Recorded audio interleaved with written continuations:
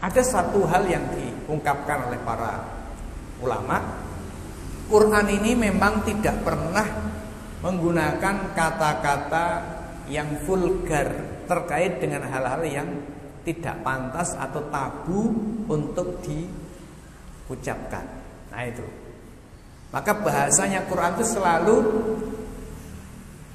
selalu tidak menciderai kesopanan.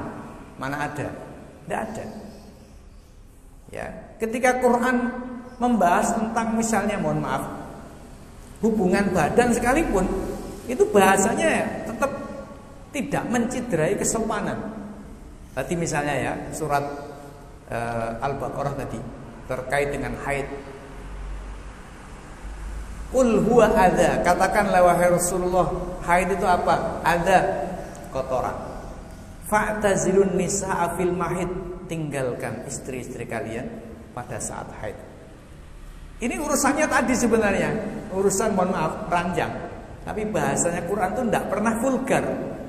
Fa'tazilun nisaa fil mahid. Kemudian Quran mengatakan hatta yadhurna fa idza tatahharna fa'tuhunna. Kalau mereka sudah bersuci, maknanya sudah mandi, datangi mereka. Ini juga tadi maknanya datangi, itu maknanya spesifik. Tapi Quran tidak pernah vulgar. Apalagi di dalam kaitannya dengan ayat puasa, Quran mengatakan summa atimmus siyama ilal lail wa la tubashiruhunna wa antum aakifuna fil masajid. Kemudian sempurnakanlah puasa sampai malam dan janganlah kalian beradu kulit. Bahasa mubasyarah itu maknanya apa? Senggolan kulit, beradu kulit dengan istri kalian. Maknanya spesifik tadi. Ya, spesifik tadi, yaitu hubungan badan. Tapi Quran tidak pernah vulgar. Uhilla lakum lailatas siyamir rafatsu ila nisaikum. Ar-rafath itu maknanya ya ngomong-ngomong yang tadi itu ya, ngomong-ngomong yang berkaitan dengan ngomong-ngomong yang berkaitan dengan masalah hubungan badan. Itu kira-kira maknanya rafath. Quran mengatakan uhilla lakum lailatas siyamir rafatsu ila nisaikum. Dihalalkan bagi kalian lailatas siyam, pada malam hari puasa, ar-rafatsu, rafath. Rafath itu asal maknanya ngomong hal-hal yang kayak gituan gitu ya, ila nisaikum. Maknanya apa? Apakah yang dihalalkan itu cuma ngomong kayak gitu? Enggak, ya itunya gitu kan. Tapi bahasa Quran itu selalu tidak menciderai kesopanan. Ya, ini contoh. Contoh lain ketika menceritakan tentang Sayyidah Maryam, diberi kabar gembira bahwa beliau akan memiliki putra. Bagaimana responnya Maryam? Anna yakunu li waladun walam yamsasni bashar. Bagaimana aku mau punya anak ya Allah, sementara aku ini enggak pernah disentuh oleh siapapun. Sentuh ini maknanya yaitu tadi, tapi bahasa Al-Quran. Nisa'ukum harthul lakum fa'tu harthakum anna syi'tum. Istri-istri kalian adalah sawah ladang kalian. Jadi ketika disebut dengan sawah ladang, itu bayangan kita nggak kemana-mana, kecuali malah ke sawah, golek walang, golek kira-kira begitu. Tapi kita udah paham gitu. Ini bahasa Quran.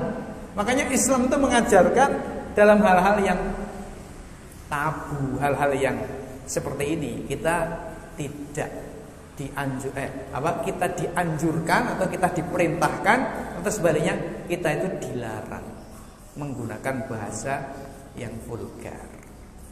Tapi kita menggunakan bahasa yang tidak menciderai kesopanan.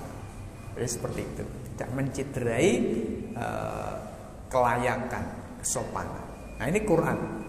Kaum muslimin jamaah, Bapak Ibu yang saya hormati Allah. Makanya dalam hadis Nabi SAW mengatakan Laisal mu'minu bit-ta'an wala badi'al lisan wala fahishan mutafahishan.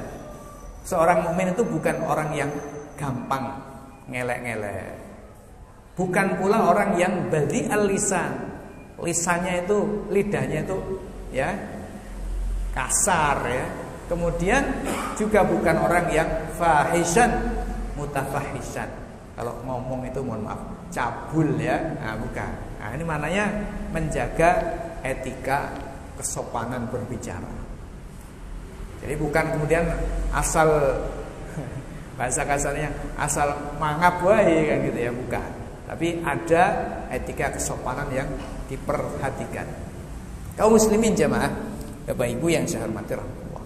Nah, inilah kenapa Quran itu mengungkapkan dengan kata auja ahadum minkum minal ghaid, atau salah seorang dari kalian datang dari tempat yang rendah dan kalian sudah, kalau dilanjutkan begitu ya, kalian sudah membuang air besar, begitu aslinya ya, aslinya. Tapi cukup dengan kata-kata atau kalian datang dari tempat yang rendah, sudah dapat difahami seperti itu.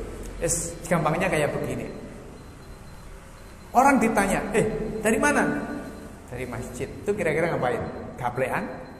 Ya enggak, ya sholat lah jamaah. Kan begitu normalnya ya. Begitu. Sebaliknya ditanya, dari mana? Itu zaman dulu di Solo ada namanya silir ya. Kondi, kok silir? Kira-kira di sana ngapain? Sholat tahajud? Ya begitulah kira-kira ya maknanya. Sehingga ketika disebut dengan auja ahadum minkum minal ghaid, itu sudah paham. Oh, maksudnya itu.